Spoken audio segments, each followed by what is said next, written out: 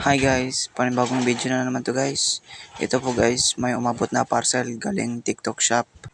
Ang laman pala nito guys ay 0.6 na parang telescope nga maliit. So open na natin.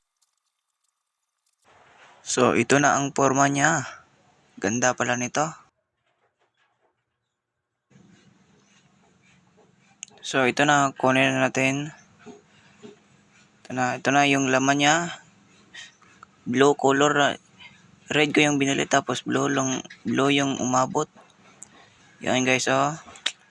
Ganyan kalinaw yung 0.6 na telescope na maliit.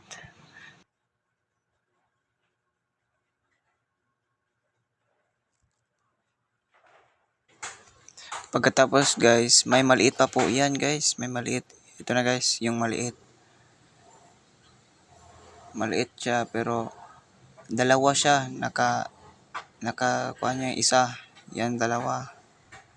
May kasama din siya ng maliit na bag para hindi mawala. So dito ko natatapusin ang vlog.